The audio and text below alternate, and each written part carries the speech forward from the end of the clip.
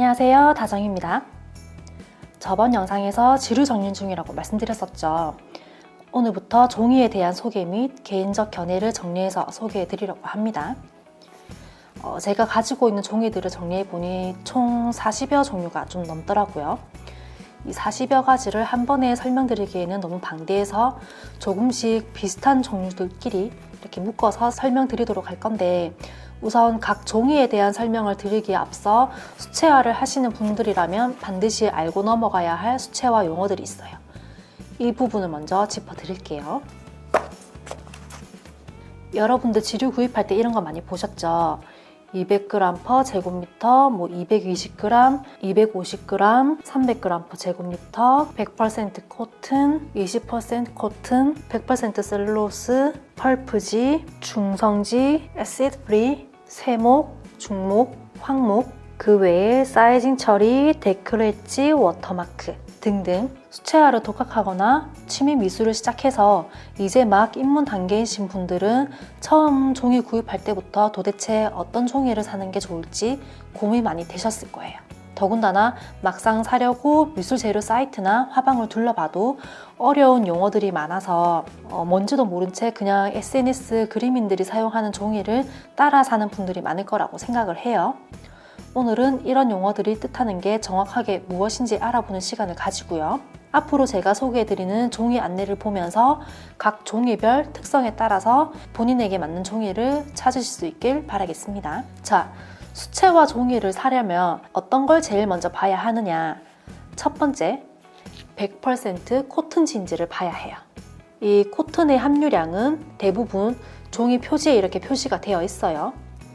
100%라고 표시되어 있는 건 말 그대로 면, 코튼 섬유가 100%인 종이라는 뜻이고요. 이렇게 25% 표시되어 있는 건 면 섬유 25%에 나머지 75%는 셀룰로스로 만든 펄프지라는 말이고요. 이 코튼이 들어있다면 이런 식으로 코튼 함유량이 적혀 있습니다. 일반적으로 종이는 목화에서 추출한 면이나 나무에서 추출한 펄프를 재료로 사용을 해요. 우리는 이 목화에서 추출한 면, 코튼 100%로 만든 종이, 즉 순면지를 사용해야 하고요. 코튼지라고도 해요. 100% 면으로만 이루어져 있기에 종이의 물 흡수성이 아주 좋겠죠. 물이 깊숙이 스며들어서 번짐 효과를 주면 그 물맛이 정말 예쁘게 표현되거든요. 이 코튼 함유량이 높을수록 흡수성이 좋아지니 마르는 시간도 셀룰로스 종이에 비해 더디게 말라서 조금은 더 여유있게 표현을 할 수가 있어요. 특히나 제작 공정 단계 방식부터 사이징 처리까지 고급 방식으로 제작되다 보니 여러 번 물을 올리고 문질러도 종이가 벗겨지거나 붓자국이 남지 않고 발색도 펄프지에 비해서 상당히 좋아요. 또 작품의 색을 오랫도록 유지할 수 있는 보존력 또한 좋고요. 그래서 수채화를 하시는 분들에게는 코튼 100%의 순면 수채화지를 추천드립니다. 반면에 셀룰로스 종이, 즉 펄프지는 이렇게 25% 혹은 50% 혹은 100% 셀룰로스라고 표기가 되어 있어요. 아예 적혀있지 않은 것도 펄프지예요. 역시나 수채화 지류인 만큼 종이가 쉽게 상하지는 않더라도 100% 코튼지에 비해 종이의 물 흡수성이 조금 떨어져서 조금은 빨리 마르고, 두 번째로는 코튼지는 깊숙이 스며든다는 느낌이 있는 반면 펄프지는 종이 겉면에서 물감이 맴돈다는 느낌이 들기도 해요.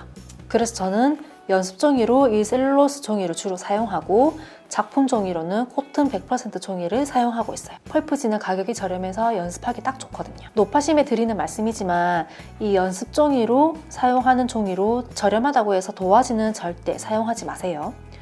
도화지는 수채화 전용지가 아니라 조금만 물을 사용해도 쉽게 벗겨지거든요. 흡수성이 조금 덜 하더라도 수채화 전용지에 연습을 해야 색감이 섞이는 변화나 물감의 번짐과 색상의 발색 정도를 좀 더 정확히 알 수 있어요. 꼭 유의해 주세요. 저는 이렇게 코튼 25% 혹은 50% 함유된 파브리아노 워터컬러를 연습종이로 사용하고 있고요. 연습종이 활용은 대체로 조색을 했을 때 내가 원하는 색감이 나왔는지 확인을 하거나, 예를 들어 번짐 효과를 실제 작품 종이에 그리기 전에 색감과 톤이 적당한지 확인하는 용도로 많이 사용하고 있어요. 이런 펄프지는 제가 연습 종이로 사용하는 만큼 가격도 상대적으로 저렴하다는 장점이 있고요. 두 번째로 확인해야 하는 부분은 종이의 중량을 보셔야 해요.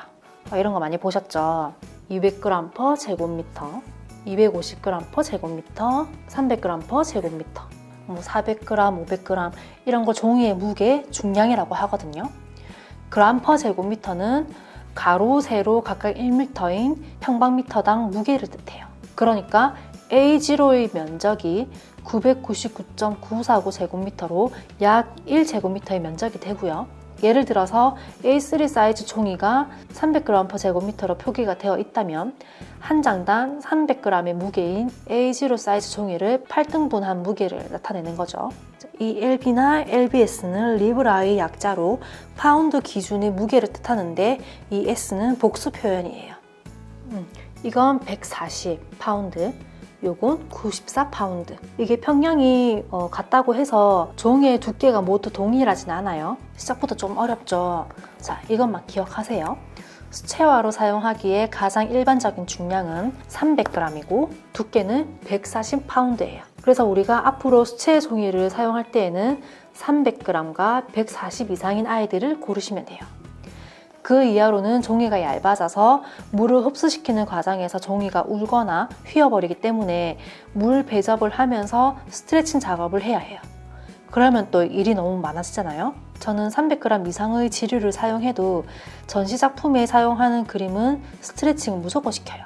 그런데 일반인이 하기에는 너무 일이 커지니까 우선 가장 기본적인 것만 먼저 지키자고요. 자, 여기에서 지금 말씀드리는 이건 그렇게 중요한 건 아니에요. 그냥 좀 더 편한 정도라고 말해둘게요. 이렇게 네 면이 모두 블록 처리된 걸 구입하시면 좋아요. 그러면 배접이니 스트레칭이니 종이가 운다느니 이런 걱정할 거리가 없어져요. 물론 이런 식으로 일면 제본도 있거든요. 한 면만 블록 처리된 거 이런 것도 있거든요. 일면 제본, 양옆으로 블록 처리되어 있는 2면 제본, 3면 제본, 4면 제본 순으로 금액이 올라갑니다. 당연히 4면 제본이 사방에서 종이를 이완 수축시켜주니 가장 덜 울고요. 그런데 우리 수채화 입문자 분들께서 처음부터 물을 막 많이 먹이고 큰 그림 그리고 그런 거 아니잖아요. 초반엔 작게 작은 개체들 위주로 많이들 그리시니까 물을 많이 쓰는 그림이 아니라 지금 당장 일면 제본이나 낱장 종이를 사용한다 했을 때 종이가 보기 싫게 막 울거나 하진 않을 텐데 나중에 실력이 늘고 나도 뭔가 작품다운 그림을 그리고 싶다 하실 때 그때 좀 더 편하게 그리시라고 미리 알려드리는 TMI였습니다. 세 번째로 확인해야 하는 부분은 이 종이가 세목인지 중목인지 황목인지 체크해야 한다는 거예요. 내가 그리는 그림이 어떤 그림인지에 따라 가장 쉽게 설명드리자면 넓은 면적에 물을 많이 써서 그리는 풍경화를 그리고 싶거나 러프한 표현을 하고 싶다 그러면 황목에 그리세요.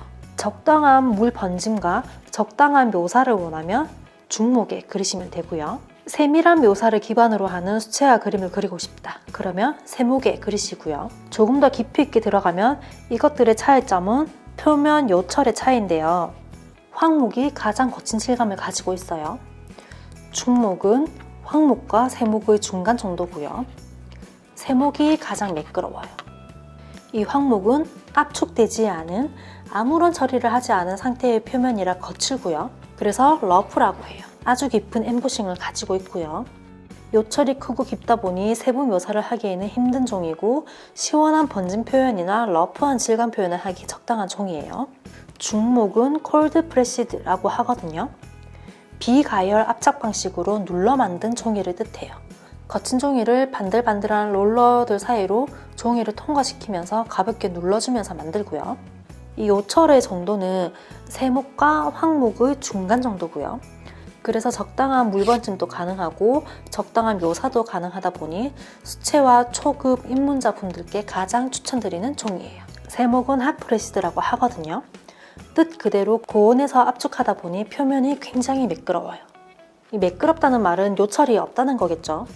우리가 수채화를 하다 보면 색과 색깔이 번짐 효과를 예쁘게 하고 싶단 말이에요. 이 예쁘게 해주는 효과를 도와주는 아이가 요철이에요. 무슨 말이냐면 종이의 요철 정도에 따라 물을 스미게 했을 때 종이가 그 물을 얼만큼 가지고 있을 수 있는지에 따라 번짐의 정도가 다르게 나오거든요. 세목은 요철이 거의 느껴지지 않기 때문에 종이가 물을 가지고 있는 정도가 약해요. 그러다 보니 생각보다 빨리 말라요. 빨리 마르다 보니 농담의 정도나 타이밍을 잘못 계산하다 보면 금세 얼룩이 지거나 물감의 번짐이 생기다 만 듯한 느낌이 들거든요. 그래서 수채화 초보자 입문자 분들이 가장 다루기 힘들어하는 종이에요. 반면에 장점을 꼽자면 종이 표면이 맨들맨들하다 보니 완성하고 나면 마치 인쇄를 한 것 같은 그런 선명한 느낌이 나요. 이게 제가 세목에 그린 그림이거든요. 요철이 없다 보니 인쇄를 한 것 같은 아주 깔끔하고 선명한 느낌이 나죠. 그래서 저는 한동안 세목에 꽂혀서 뭘 그려도 이렇게 세목만 고집해서 그리기도 했었어요. 그 결과를 아니까. 자, 여기까지 정리해보면 우리가 사야 할 종이는 코튼 100% 함량의 300g 이상인 중목종이다. 맞죠? 우선 지금은 이것만 정확하게 알고 계시면 돼요. 코튼 100% 300g/제곱미터 중목. 기억하셨죠? 이 이후에 제가 설명드리는 부분들은 알고 있으면 좋을 정보라고 봐주시면 좋을 것 같아요. 다음은 애시드 프리에 대한 설명을 해보려고 해요. 이 애시드 프리는 중성지라는 뜻이고요.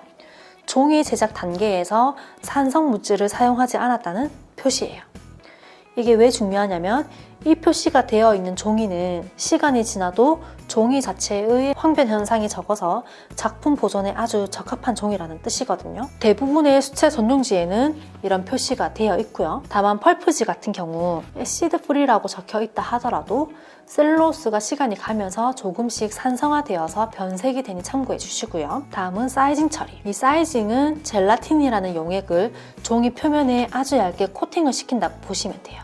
사이징 처리가 되어 있지 않은 종이는 안료가 종이 속까지 빠르게 흡수 침투되어서 종이가 쉽게 상하고 번짐이 예쁘게 되지 않아요.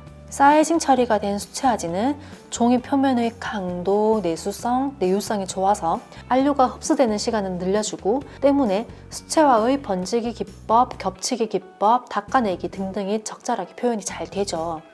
다음은 낱장으로 사려다 보니 설명에 데크 엣지, 워터마크 이런 거 있죠.